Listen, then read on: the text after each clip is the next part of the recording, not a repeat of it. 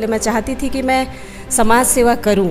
इस वार्ड में मतलब कुछ भी नहीं था। 4 करोड़ समथिंग है यहाँ जो काम हमारे वार्ड में हुआ है।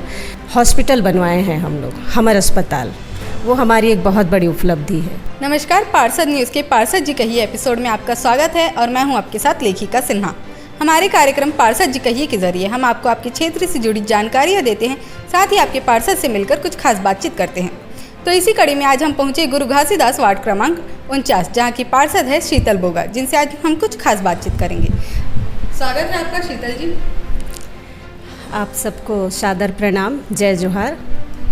आप हमें सबसे पहले ये बताइए कि आप पार्षद बनने से पहले क्या कुछ करती थी। मैं तो एक हाउसवाइफ थी और ऐसी समाज सेवा करने का एक मन में हमेशा इच्छा रहती थी। लोगों को देखती थी, कई महिलाओं को बहुत सारी परेशानियां होती थी, लोगों को कई ऐसी जानकारी नहीं मिलती थी जिसके कारण उन लोग अपने जीवन को अच्छा से आगे उन लोग कैसे करना चाहिए, क्या करना चाहिए, उनको नहीं मालूम होता था। इसलिए मैं चाहती थी कि मैं समाज सेवा करूं। आप कितनी बार की पार्षद रही हैं? मेरा तो ये फर्स्ट टाइम है, मैं पहली बार की पार्षद हूँ। तो पार्षद बनने के बाद आपने क्या कुछ कार्य करवाए वार्ड में? कार्य तो आपको स्टेप बाय स्टेप बताऊं तो इस वार्ड में 20 साल यहाँ जो पार्षद रहे वो बीजेपी के पार्षद रहे और इस वार्ड को बिल्कुल भी ध्यान नहीं दिया। इस वार्ड में मतलब कुछ भी नहीं था। ऐसा था कि चलने के लिए रोड नहीं थी, नालियाँ नहीं थी, यहाँ की जर्जर स्थितियों में लोग रहते थे। और जब से मैंने पार्षद बना, इस वार्ड को एक अच्छा बनाने की कोशिश की और इस वार्ड में जैसे रोड, नाली, बिजली, पानी, जो भी मूलभूत सुविधाएं होती है वो सब मैंने इस वार्ड में करवाने की कोशिश की। और मेरी सबसे बड़ी इस वार्ड की उपलब्धि कहा जाए तो एक बहुत अच्छा यहाँ पे हॉस्पिटल बनवाए हैं हम लोग, हमर अस्पताल, वो हमारी एक बहुत बड़ी उपलब्धि है। आपने अपने वार्ड में लगभग कितने की लागत से काम करवाए हैं? लगभग 4 करोड़ समथिंग है यहाँ जो काम हमारे वार्ड में हुआ है, क्योंकि यहाँ पे काम हुआ ही नहीं था, इसलिए बहुत अच्छा मतलब काम हुआ है। आज आप काशीराम नगर में जाके देखिए, पूरी रोड, नाली आपको अच्छा मतलब बना हुआ। चौड़ीकरण की बात करें हम लोग, जैसे यहाँ पे रोड चलने में दिक्कत होती थी, नालियाँ सब दब गई थी, तो वो सब चीज़ें अभी बढ़िया अच्छा बन गया है सब। आपके वार्ड में लगभग कितनी महिला समूह हैं?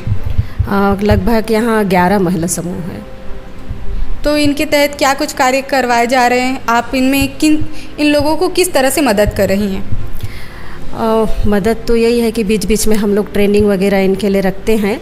जैसे स्वरोजगार के तहत कई ऐसे ट्रेनिंग्स होते हैं जिसमें उन लोग अपना खुद का जीवन यापन बेटर करें, उसके लिए उनको हम लोग प्रोत्साहित करते हैं, बीच बीच में ऑर्गेनाइज करवाते रहते हैं।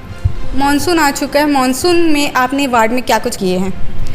जल भराव की क्या? चूँकि यहाँ पे जल भराव की स्थिति उतना ज़्यादा नहीं है, पर थोड़ा सा है। यहीं पे हमारे काशीराम नगर में ये क्लस्टर एरिया होता है वहाँ पे, तो उसके लिए हम लोगों ने ये नाला लगा हुआ है बस्ती से, तो नाला की सफाई पूरी अच्छा से करवाए हैं अभी, और उतना ज़्यादा मेरे वार्ड में जल भराव की स्थिति नहीं होती। बीमारियों की रोकथाम के लिए आपने क्या कुछ कार्य करवाए हैं? बीमारियों की रोकथाम के लिए तो सबसे बड़ा मुद्दा है साफ़ सफाई। तो साफ़ सफाई में हम लोग विशेष ध्यान दे रहे हैं।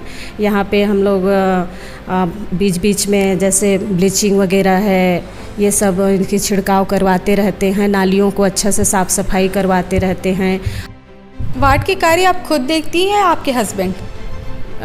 मैं ही देखती हूँ, मेरे वार्ड के कार्य तो मैं ही करती हूँ। अच्छा, तो हाउसवाइफ से अचानक पार्षद बनना, पॉलिटिक्स में आना, ये सफ़र कैसे तय हुआ और कैसे आपको किसने प्रोत्साहित किया इस मामले में? अब हाउसवाइफ थी, लेकिन बताई ना, मेरे मन में एक इच्छा थी कि मैं समाज सेवा करूं करके। अब समाज सेवा करते राजनीति में आना, एक प्लेटफॉर्म मिले और उसके तहत अगर काम करें तो हमारा काम थोड़ा सा आसान हो जाता है। और रही बात मेरे को प्रोत्साहन करने की, तो मेरे परिवार में मुझे सब लोग प्रोत्साहन किए कि अगर मैं कुछ करना चाहती हूँ तो कर सकती है करके। और मेरे हस्बैंड भी मुझे बहुत सपोर्ट किए, क्योंकि मैं उतना नहीं जानती थी, एक हाउसवाइफ थी और घर से निकलना मेरे लिए भी एक चुनौती थी, पर मेरे पूरे परिवार ने मेरी मदद की। मेरे परिवार में सभी अच्छे हैं और हमेशा मेरे को सपोर्ट करते हैं, और मेरे पति सबसे ज़्यादा मुझे सपोर्ट करते हैं, और उनके ही सपोर्ट के कारण आज मैं यहाँ तक पहुँची। चूँकि आप पहली बार की पार्षद हैं, पार्टी की तरफ से कैसा सपोर्ट मिला?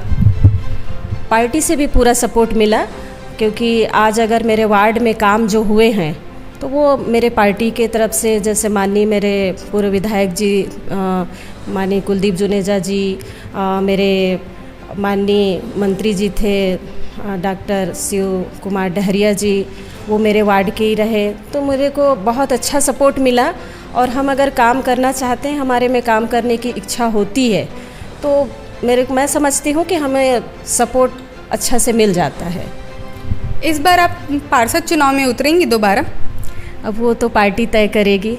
अब इसमें क्या सीट होता है, अब आरक्षण के ऊपर है, क्योंकि ये आरक्षित सीट है। तो अगर पार्टी मुझे मौका देगी या उस लायक समझेगी, मैंने अगर बेटर काम किया होगा और उनको लगेगा कि मैं आगे भी अच्छा कर सकती हूँ, तो अगर ऐसा होगा तो मैं ज़रूर सोचूँगी। आप नगरीय निकाय में महापौर के तौर पर उतरना चाहेंगी? अभी तो ऐसा कुछ सोची नहीं हूँ। अगर ऐसा कभी मौका मिलता है और मेरे ऊपर मेरे जो पार्टी के वरिष्ठ जो नेता लोग हैं, उनका अगर कभी सपोर्ट रहा, तो ऐसा सेवा करने का अगर कभी मौका मिलेगा तो कोशिश रहेगी।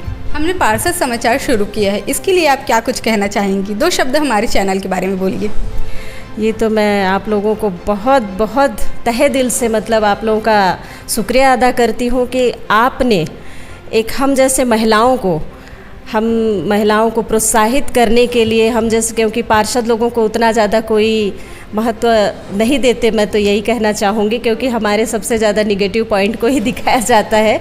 लेकिन आपने हमें एक मौका दिया, और हम महिलाएं, हम पार्षद जितनी भी महिलाएं हैं, हमको आपने अपने वार्ड के बारे में एक अच्छी जानकारी आप लोगों के बीच में शेयर करने के लिए आपने ये जो चैनल का आप जो शुरुआत किए, ये मैं बहुत ही आप लोगों को तहे दिल से धन्यवाद देती हूँ कि अगर आप जैसे लोग अगर हमें प्रोत्साहित करें तो हम और भी कुछ आगे करना चाहते हैं। धन्यवाद। तो ये थी गुरु घासीदास वार्ड क्रमांक 49 की पार्षद शीतल बोगा, जिनसे आज हमने कुछ खास बातचीत की। अगली कड़ी में हम फिर मिलेंगे आपको नए पार्षद के साथ और उनसे कुछ खास बातचीत करेंगे। धन्यवाद।